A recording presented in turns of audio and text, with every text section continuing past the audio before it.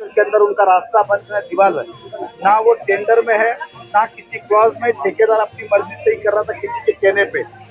जब उन्होंने रुकाया तो वहां पर योगेश कालेजी राव के पुलिस ऑफिसर आए और ठेकेदार को कहा कि इलीगल काम करो, हम खड़े। तो अधिकारी पुलिस का काम है लॉ एंड ऑर्डर की सिचुएशन देखना, ना कि इलीगल काम को बढ़ावा देना। इसलिए योगेश कालेजी के ऊपर एफआईआर हुई। वो ठेकेदार ने पिछले टेंडर में नहीं होने के बाद भी एफआईआर की, इसलिए उसको भी एफआईआर 2। तीसरा, एक दिन बाद 24 घंटे के बाद एमएमआरडीए का अधिकारी आते हैं और कहते हैं कि सरकारी अधिकारी के साथ धक्का मुक्की, शिवीगाड़, मारहाण या जो भी अड़चन। 353 दाखिल किया। 353 तब दाखिल होता है जब किसी भी सरकारी अधिकारी के साथ बदतमीजी या मारहाण तब होता है, इसलिए नहीं होता कि काम रोका तो। और चौथा, ये महानगर पालिका के अधिकारी जिन्होंने जगह ही कभी ताबे में नहीं लिया, आज तक एक्विजिशन नहीं किया, प्राइवेट लैंड पे नहीं जा सकते। ये देश का कानून भी कहता है, महाराष्ट्र का कानून भी कहता है, महानगर पालिका कानून भी कहता है, या तो सम्मति होनी चाहिए या एक्विजिशन होनी चाहिए। दोनों ही चीजें होते उन्होंने काम किया।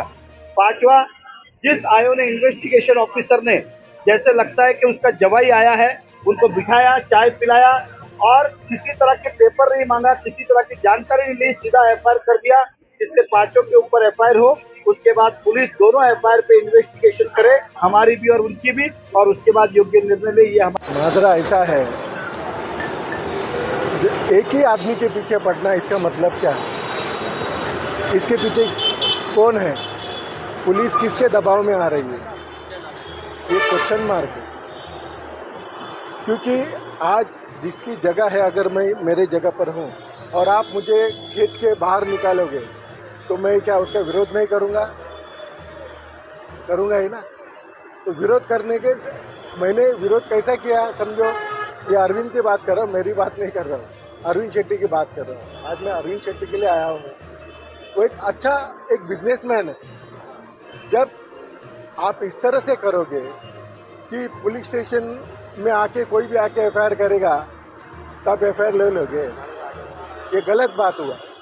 और नो डाउट पुलिस किसके प्रेशर के ऊपर के एफआईआर ले रही है वो भी समझ में नहीं आ रहा है। अभी डीसीपी साहब आए, हम लोग अंदर थे, साथ में थे, नरेंद्र मेहता जी, अरविंद शेट्टी, हम लोग सब साथ में थे। लेकिन डीसीपी को ये नहीं करना है, जो कॉन्ट्रैक्टर ने जो गलत ढंग से जो एफआईआर किया है उसको, उसके ऊपर एफआईआर क्यों नहीं लिया जाए? क्योंकि उसने गलत दिशा भूल की है डिपार्टमेंट की, तो दिशा भूल का केस तो बनता ही है उसके ऊपर।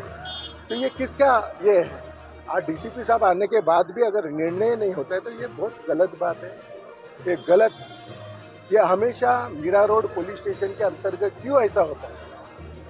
यहाँ पर कभी भी देखिए न्याय बहुत कम मिला है। पहले के वो कदम ने वो इसके ऊपर ड्रग्स के ऊपर, जो आप ही लोग भी थे, 1.5 करोड़ का ड्रग्स पकड़ा, लेकिन वो लोगों ने 15 लाख का सिर्फ ड्रग्स दिखाया, वो भी मैं पीछे पड़ा करके एफआईआर हुआ। वरना 40 बार वो हमारे जो हमको इन्फॉर्मर थे उन्होंने बताया 40 बार आने के बावजूद उनका एफआईआर नहीं किया गया। तो इसी तरह से हो रहा है। आखिर क्यों? सर आपकी मांगे क्या है सर? हमारी मांगे, उसको अरविंद शेट्टी को न्याय मिलना चाहिए। और सिर्फ अरविंद शेट्टी के पीछे क्यों पड़े?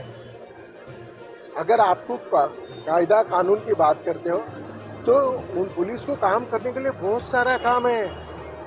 जो ड्रग्स माफिया लोग हैं उन्हें पकड़ो ना। समझता कि आज हमारे देश में जहां एक तरफ राम राज्य की स्थापना हो रही है, कुछ विकार क्रूर बुद्धि के लोग जो आज व्यवसायी जो हिंदुस्तान को चला रहे हैं, जैसे हमारे महाराष्ट्र मानव सेवा संघ के हमारे बड़े भाई डॉक्टर हरीश शेट्टी जी, इसी तरह हमारे आहार के सतीश शेट्टी जी, और उन्होंने जो सतीश शेट्टी जी ने जो आहार को पूरा मुंबई के होटल को जोड़ के एक एसोसिएशन को बनाने का काम किया है, जिसकी वजह से आप जैसे यहाँ जनता के लोगों को, नागरिकों को काम मिल रहा है, उनके हजारों घर चल रहे हैं। और ऐसे हालात में एक व्यवसायी हमारे अरविंद भाई के ऊपर जो क्रूर बुद्धि से, जो क्रूरता से मशीनरी का इस्तेमाल करके जो उन पे अत्याचार करने का काम कर रहे हैं, तो जो न्याय नहीं मिला, तो मैं आप लोगों को बताना चाहता हूँ कि ये जो मोर्चा अकेला बीजेपी का नहीं था, इसमें सभी जाति धर्म के लोग व्यवसायी को सपोर्ट करने के इन्वॉल्व थे। और मैं अपनी तरफ से, मेरा पर्सनल है, मैं कहना चाहता हूँ कि अगर ऐसा अत्याचार होते रहा तो इस इनलीगल तरीके से काम करने वाली मशीनरी को उखाड़ने का जनता काम करने वाली है। इसके लिए मैं लोगों को सचेत करता हूँ।